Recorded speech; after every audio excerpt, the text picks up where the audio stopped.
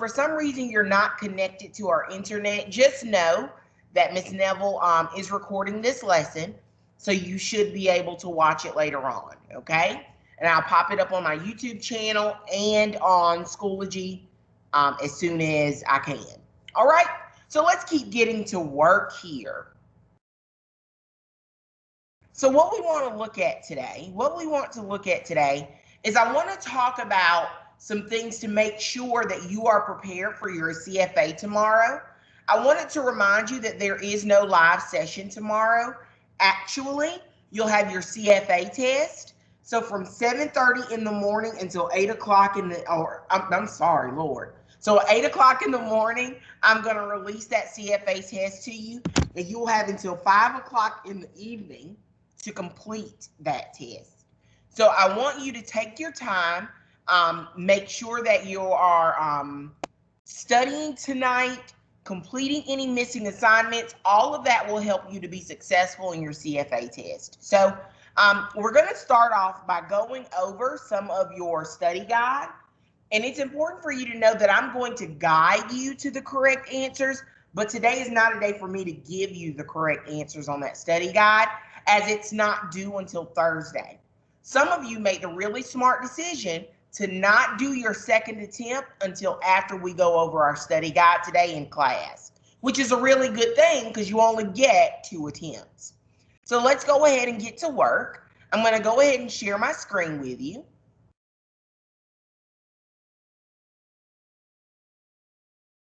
So the question I want you to think of as you're looking at this lesson today is, are you prepared for tomorrow's test?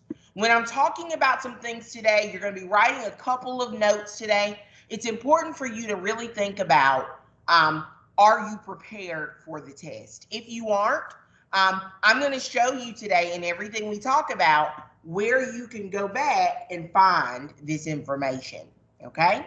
So let's go ahead and get this party started right. The first thing I want you to know here, please write this down. Some things to remember is that air pressure and barometric pressure are the same thing. Let me say that again. Air pressure and barometric pressure are the same thing. They're both talking about how much pressure you're being put under by the gravity of our air. And so that's what we're going to discuss today a little bit. We're going to talk about barometric pressure a little bit more today. From what I remember from looking at your CFA, you won't see the word barometric pressure. You'll just see the word air pressure. But just in case, I wanted to make sure you remember that they're both the same thing. Another thing I want you to highlight in your notes when you write it is the relationship between air pressure and the weather conditions around us. So the lower our air pressure is, the worse our weather will be. Yes, the lower our air pressure is, the more severe weather we'll experience, like thunderstorms, hurricanes, tornadoes, all of the, even terrible rainstorms. All of those things could bring or will bring a lower air temperature. So a barometer is the tool that meteorologists use to measure air temperature. What we'll find is that with a barometer, as that needle goes to the lower numbers, that tells us that worse weather is coming. The higher our air pressure is, the more fair or good our weather will be. So outside right now, I'm in Warrenville, South Carolina. While it's cold, while it may be a little bit foggy, the sun's starting to come out, the barometric pressure is quite naturally rising because it's more fair weather today. If tomorrow was to bring a thunderstorm, our barometric pressure would fall, okay? So we want to make sure we understand the lower our barometric pressure, the more severe our weather is. The higher our barometric pressure, the better or more fair our weather will be. We also want to make sure we know that a barometer is the tool we use to measure our air pressure. Take some time to finish writing these things down.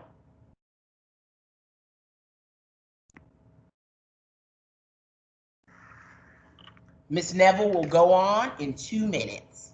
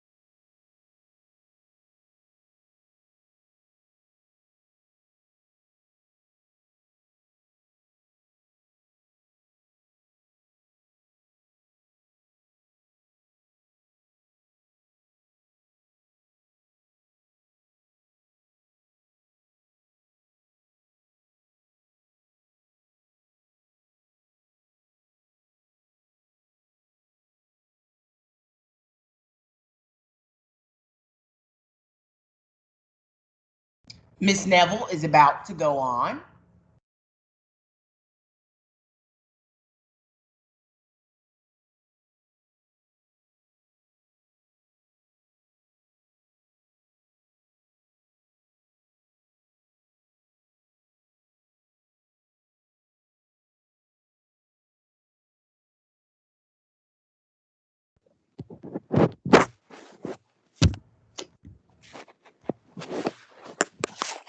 So let's look at a line graph where we're going to be able to see the pressure differences. What we see here is a line graph where a meteorologist has used a barometer and tracked the highs and lows of the air pressure in one area for a large amount of time. What I want us to look at here,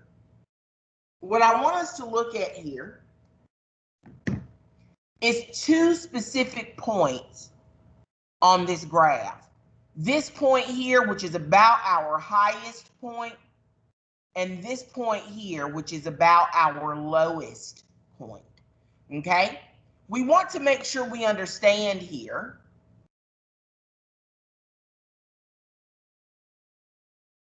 that this high point here, this is when our air pressure, and you don't need to draw this, this is when our air pressure is at its highest. This is fair weather, pretty good weather outside. Clear skies, no rain, okay? The air pressure is at its highest, the weather is its best. And remember, fair weather is just another word for good weather, okay? Here though, when that's at the low point, our air pressure is very low. This means severe weather, okay? So this means possibly thunderstorms, tornadoes, even a hurricane, depending on the location of this area. So it's important that we're able to use a graph to tell what kind of weather is coming near us.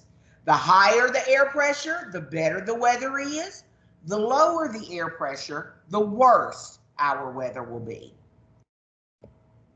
We also want to make sure, please write this down in your notes, measuring wind. You do not need to draw the pictures because you already have these pictures in your notes, or at least you should.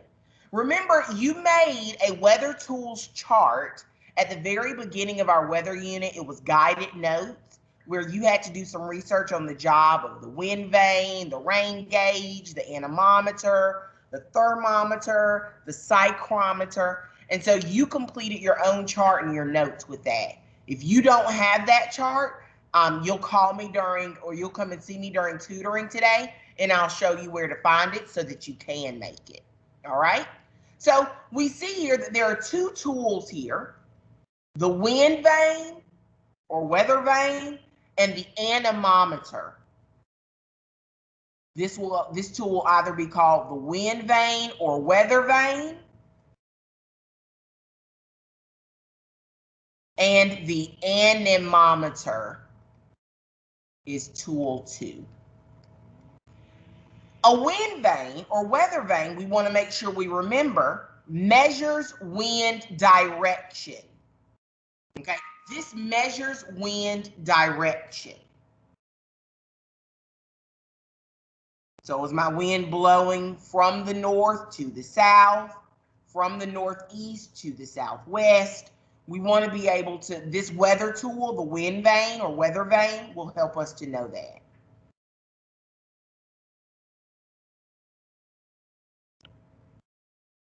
The anemometer also measures a component of wind, but it doesn't measure wind direction.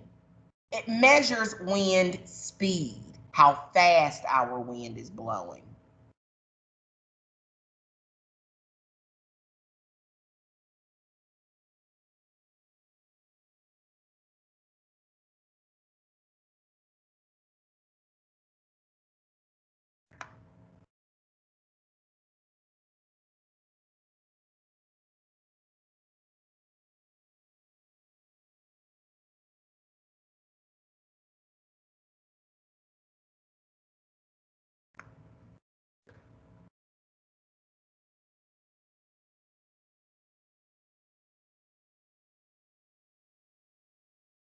Take some time to please write these down. Remember, you do not need to draw the pictures.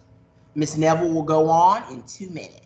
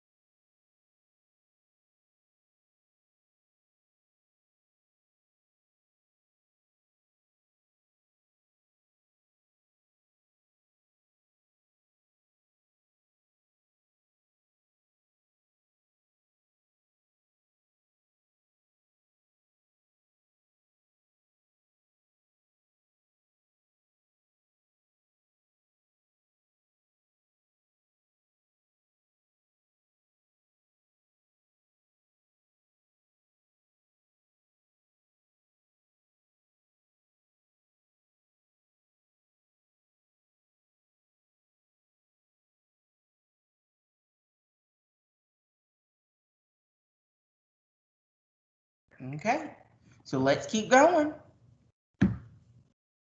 So now we're going to take some time to look at our, now we're going to take some time to actually look at your study guide. And so I wanted to make sure, let me stop sharing this screen so I can share the other screen with you. So I wanted to take some time to share with you some points on your study guide that you may need to look at. Okay. Remember when we go to our science class in the hot pink folder, weeks 17 and 18, measuring climate and severe weather systems.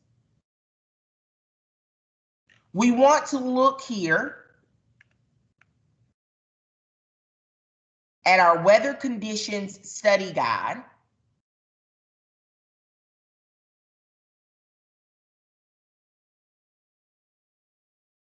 Okay. And I'm going to go through each of these question by question, and I'm going to explain to you where you can find the answers to these things. Do not get it twisted. Miss Neville is not giving you the answers to these questions. Instead, I'm going to tell you where you can find the answers here. So number one, reading a barometer. The notes that we took today will help you to answer this question accurately. Number 2, this question too, can help to be answered from the notes that we took today. That'll help you out a little bit. Number 3, this is talking about why. Why are satellite images a good thing for us? Why do we want to be able to see a satellite image? How does that help us to understand our weather better? Go back and look at your notes about satellite images and radar images. That's going to help you to answer this question a little bit clearer and accurately. Number 4 is keyed incorrectly. That means the wrong answer was put here. I put here the occluded front. This is not an occluded front. I must have been going too fast. So what you'll want to do is, do not choose occluded front for this one. Number 4 is not D. Choose the correct answer, and I will change your grade when you see your grade Saturday evening, when I start grading this weather study guide and your front assignment from Monday. Number 5, what can help you to answer this question is remembering the word nimbo, or the root nimbo, N-I-M-B-O, literally means rain. So that's going to help you to answer this question correctly when they're asking you at which point would rain fall. Number 6, here's what I want you to think about here. Here's what I want you to think about here. Low pressure. That L there stands for low pressure. Remember what we just learned in our notes. Low pressure is severe weather, like thunderstorms, tornadoes.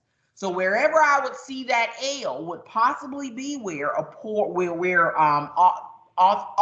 weather would happen. I got a little tongue tied there, okay? Number 7, you really want to focus on that bottom row. You're really looking for the lowest temperature that occurred at midnight. Okay, so whatever you see the lowest temperature on that bottom second row or third row there, you'll want to choose that answer. Number 8, here you want to look and see which of these choices would best help you know that a tornado is coming. I want you to think about tornadoes and how they are associated with thunderstorms. And I know a thunderstorm is coming because of those thick black cumulonimbus clouds in the sky.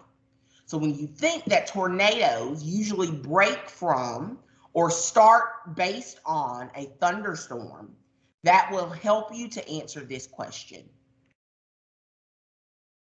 Number 9, this is pretty clear. You're just going to go back and look at the chart that we made either on Monday or Thursday of last week, where it's asking about the characteristics of a maritime polar air mass. Go back and look at the chart that we created together. Number 10, once again, I don't tell you here what air mass is there. I just tell you the location of the air mass. So this is going to be over water in the tropical region. So you need to be able to tell me what kind of weather will that type of air mass bring. An air mass that is over ocean water, coming from ocean water, and it's going to also be coming from that tropical region. What would be the characteristics of that air mass? Number 11, same kind of question. We're looking over here in region 1, where we're going to be able to see what kind of weather is going to come with an air mass that's over water, and it's from that polar climate zone. What would be the characteristics of that air mass? And finally, number 12, this is not an easy question, but you are able to answer it. It's telling you, it's asking here, what is the characteristic of a jet stream that is so important for predicting weather patterns? Why are jet streams important? What do jet streams bring to areas? Okay, what kind of weather will a jet stream bring? This is not a clear-cut answer that you're going to find just written in your notes. You'll have to use those beautiful brains that you have to think about the purpose of a jet stream, why they're important, and then find the best answer here. With number 12, you may want to use the process of elimination here as well, okay? All right, guys, so that is our class for today. So if you would please make sure you're working on your assignments. Class doesn't technically end until 9:26 today. So any missing assignments you have, you want to be working on them. I will not be grading your front or study guides until Saturday evening. So you want to make